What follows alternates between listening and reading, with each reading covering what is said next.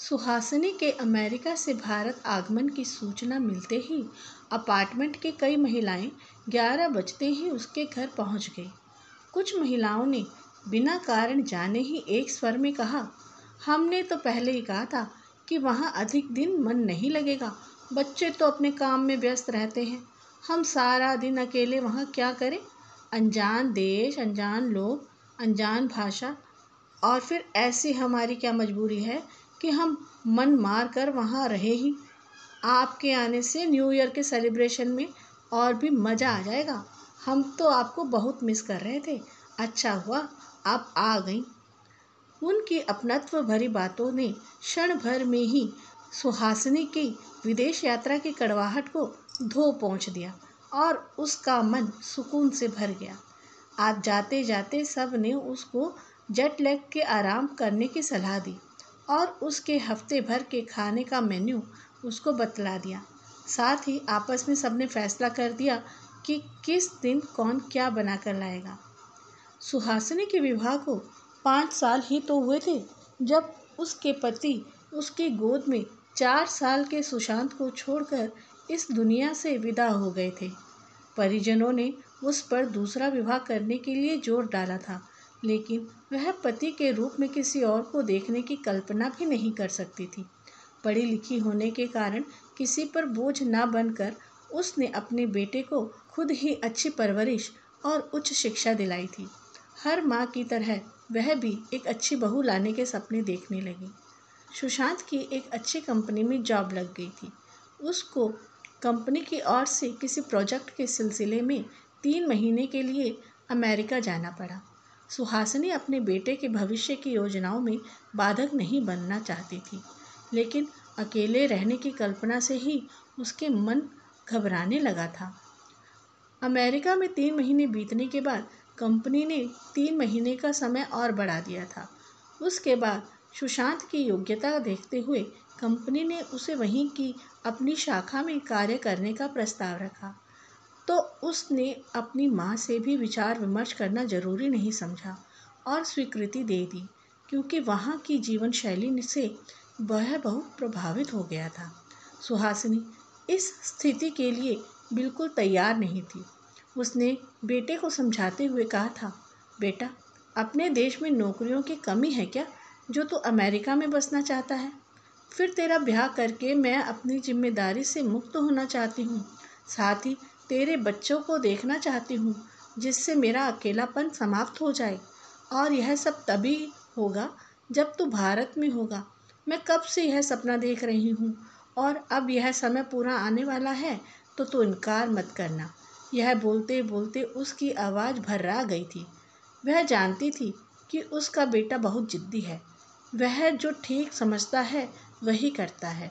जवाब में सुशांत बोला, मम्मा आप परेशान मत हो, मैं आपको भी जल्द ही अमेरिका बुला लूँगा और आपका सपना तो यहाँ रहकर भी पूरा हो जाएगा। लड़की भी मैं यहाँ रहते हुए खुद ही ढूंढ लूँगा। बेटे का 2 टूक उत्तर सुनकर सुहासिनी सकते में आ गई। उसको लगा कि पूरी दुनिया में वह अकेली ही रह गई। साल भर के अंदर ही सुशांत ने सुहासिनी को बुलाने के लिए दस्तावेज भेज दिए। उसके एजेंट के जरिए वीज़ा के लिए आवेदन कर दिया। बड़े बेमन से अमेरिका के लिए रवाना हो गई। अनजान देश में जाते हुए वह अपने को बहुत असुरक्षित अनुभव कर रही थी। मन में दुविधा थी कि पता नहीं उसका मन वहाँ लगेगा भी कि नहीं। हवाई अड्डे पर सुशांत उसे लेने आया था। इतने समय बाद उसको देखकर उसकी आंखें छलछला आई। घर पहुंचकर सुशांत ने घर का दरवाज़ा खटखटाया। इससे पहले कि वह अपने बेटे से कुछ पूछे, एक अंग्रेज महिला ने दरवाज़ा खोला। वह सवालिया नज़रों से सुशांत की ओर देखने लगी। उसने उसे इशारे से अंदर चलने को कहा। अंदर पहुंचकर बेटे ने कहा, मम्मा आप फ्रेश होकर आराम करिए, बहुत थक गई होंगी, मैं आपके खाने का इंतज़ाम करवाता हूँ। सुहासिनी को चैन कहाँ। मन ही मन मना रही थी कि उसका संदेह गलत निकले, लेकिन इसके विपरीत सही निकला। बेटे के बताते ही वह अवाक उसकी ओर देखती ही रह गई। उसने इस स्थिति की कल्पना भी नहीं की थी। उसके बहू के लिए देखे गए सपने चूर चूर होकर बिखर गए थे। सुहासिनी ने अपनी भावनाओं पर नियंत्रण रखते हुए कहा, मुझे पहले ही बता देता तो मैं बहू के लिए कुछ ले आती। माँ की भीगी आंखें सुशांत से छिपी नहीं रह पाई। उसने कहा, मम्मा, मैं जानता था कि आप कभी मन से मुझे स्वीकृति नहीं देंगी। यदि मैं आपको पहले बता देता तो शायद आप आती ही नहीं। सोचिए, रोजी से विवाह करने से मुझे यहाँ की कितनी आसानी से नागरिकता मिल गई है। आप भी अब हमेशा मेरे साथ रह सकती है। उसको अपने बेटे की सोच पर तरस आने लगा। वह कुछ नहीं बोली, मन ही मन बुदबुदाई, कम से कम यह तो पूछ लेता कि विदेश में तेरे साथ मैं रहने के लिए तैयार हूँ या नहीं। बहुत जल्दी सुहासिनी का मन वहाँ की जीवन शैली से ऊबने लगा था। बहू बेटा सुबह अपनी अपनी जॉब के लिए निकल जाते थे। उसके बाद जैसे उस घर को काटने को दौड़ता था। उसने उनके पीछे से वह घर के सारे काम कर लेती थी, उनके लिए खाना भी बना लेती थी। लेकिन उसको महसूस हुआ कि उसके बेटे को पहले की तरह उसके हाथ के खाने के स्थान पर अमेरिकी खाना पसंद आने लगा था। धीरे धीरे उसे लगने लगा था कि उसका अस्तित्व एक नौकरानी से अधिक नहीं रह गया है। वहाँ के वातावरण में अपनत्व की कमी होने के चलते बनावटीपन से उसका मन बुरी तरह घबरा गया था। सुहासिनी को भारत की अपनी कॉलोनी की याद सताने लगी कि किस तरह अपने हंसमुख स्वभाव के कारण वहाँ पर हर आयु वर्ग की वह चहेती बन गई थी। हर दिन शाम को सभी उम्र के लोग कॉलोनी में बने एक ही पार्क में इकट्ठे हो जाया करते थे। बाकी समय भी व्हाट्सएप द्वारा संपर्क में बने रहते थे और जरा सी भी तबीयत खराब होने पर एक दूसरे की मदद के लिए तैयार रहते थे। उसने एक दिन हिम्मत करके अपने बेटे से कह दिया, बेटा, मैं इंडिया वापस जाना चाहती हूँ। यह प्रस्ताव सुनकर सुशांत थोड़ा आश्चर्य और नाराज़गी मिश्रित आवाज़ में बोला, लेकिन वहाँ आपकी देखभाल कौन करेगा? मेरे यहाँ रहते हुए आप किसके लिए वहाँ जाना चाहती हैं? वह जानता था कि उसकी माँ वहाँ बिल्कुल अकेली है। सुहासिनी ने उसकी बातें अनसुनी करते हुए कहा, नहीं, मुझे जाना है। तुम्हारे कोई बच्चा होगा तो आ जाऊंगी। आखिर वह भारत के लिए रवाना हो गई। सुहासिनी को अब अपने देश में नए सिरे से जीवन को जीना था। वह सोच रही थी कि अचानक उसके ढलती उम्र के इस पड़ाव में भी सुनील जी, जो उसी अपार्टमेंट में रहते थे, के प्रस्ताव ने मानसून की पहली झमाझम बारिश की तरह उसके तन के साथ मन को भी भिगो भिगो कर रोमांचित कर दिया था। उसके जीवन में क्या चल रहा है, यह बात सुनील जी से छिपी नहीं थी। सुहासिनी के हाव भाव के बिना कुछ कहे ही स्वीकारात्मक उत्तर दे दिया था, लेकिन उसके मन में आया कि यह एहसास क्षणिक ही तो था। सच्चाई के धरातल पर आते ही सुहासिनी एक बार फिर सोचकर कांप गई कि जब उसके बेटे को पता चलेगा तो क्या होगा। वह उसकी आंखों में गिर जाएगी। वैधव्य की आग में जलते हुए दूसरा विवाह ना करके उसने अपने बेटे को माँ बाप दोनों का प्यार देकर उसकी परवरिश करके समाज में जो इज्जत पाई थी वह तार तार हो जाएगी। नहीं नहीं, ऐसा मैं सोच भी नहीं सकती। ठीक है, अपनी सकारात्मक सोच के कारण वे मुझे बहुत अच्छे लगते हैं और उनके प्रस्ताव ने यह भी प्रमाणित कर दिया कि यही हाल उनका भी है। सुनील जी भी अकेले हैं। उनकी एक ही बेटी है, वह भी अमेरिका में रहती हैं। लेकिन समाज भी कोई चीज़ है। वह मन ही मन बुदबुदाई और निर्णय ले डाला। जब सुनील जी मिले तब उसने अपना निर्णय सुना दिया।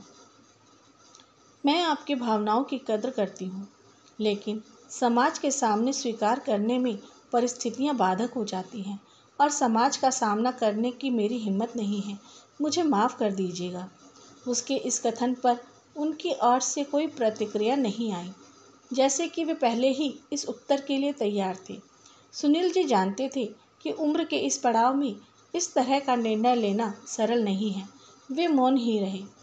अचानक एक दिन सुहासिनी को पता चला कि सुनील जी की बेटी सलोनी अमेरिका से आने वाली है। आने के बाद एक दिन वह अपने पापा के साथ उनसे मिलने आई। फिर सुहासिनी ने उसको अपने घर पर आमंत्रित किया। हर दिन कुछ ना कुछ बनाकर सुहासिनी सलोनी के लिए उसके घर भेजती ही रहती थी। उसके प्रेम भरे इस व्यवहार से सलोनी भाव विभोर हो गई और एक दिन कुछ ऐसा घटित हुआ जिसकी वह कल्पना भी नहीं कर सकती थी। अचानक एक दिन सलोनी उसके घर आई और बोली, एक बात बोलूं, आप बुरा तो नहीं मानेंगी? आप मेरी माँ बनेंगी? मुझे अपनी माँ की याद नहीं है कि वे कैसी थी, लेकिन आपको देखकर लगता है ऐसी ही होगी। मेरे कारण मेरे पापा ने दूसरा विवाह नहीं किया कि पता नहीं नई माँ मुझे प्यार दे पाएगी या नहीं, लेकिन अब मुझसे उनका अकेलापन देखा नहीं जाता। मैं अमेरिका जाना नहीं चाहती थी, लेकिन विवाह के बाद लड़कियां मजबूर हो जाती हैं। उनको अपने पति के साथ ही जाना पड़ता है। मेरे पापा बहुत अच्छे हैं। प्लीज़ आंटी, आप मना मत करिएगा। इतना कहकर वह रोने लगी। सुहासिनी शब्दहीन हो गई। उसे समझ नहीं आ रहा था कि वह क्या करे। उसने उसे गले लगा लिया और बोली, ठीक है बेटा, मैं विचार करूँगी। थोड़ी देर बाद सुहासिनी चली गई। कई दिनों तक सुहासिनी के मस्तिष्क में विचारों का मंथन चलता रहा। एक दिन सुनील जी अपनी बेटी के साथ सुहासिनी के घर आए। वह असमंजस की स्थिति से उबर ही नहीं पा रही थी। सब कुछ समझते हुए सुनील जी ने बोलना शुरू किया, आप यह मत सोचना कि सलोनी ने मेरी इच्छा को आप तक पहुंचाया है। जब से वह आई है, हम दोनों की भावनाएं इससे छिपी नहीं रही। उसने मुझसे पूछा तो मैं झूठ नहीं बोल पाया। अभी तो उसने महसूस किया है, धीरे धीरे सारी कॉलोनी जान जाएगी।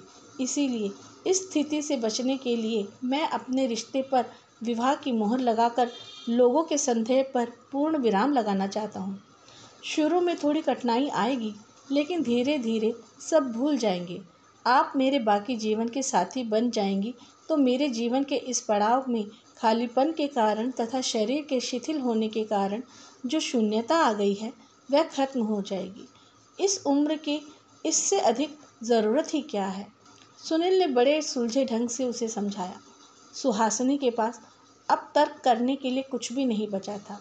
उसने आंसू भरी आंखों से हामी भर दी। सलोनी के सिर से मानो बोझ हट गया। वह भाव विभोर होकर सुनील के गले से लिपट गई।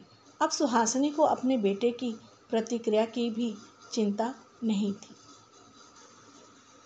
सुहासिनी ने जो किया, क्या वो सही था? आप उसकी जगह होते तो क्या करते? कमेंट बॉक्स में अवश्य बताएं।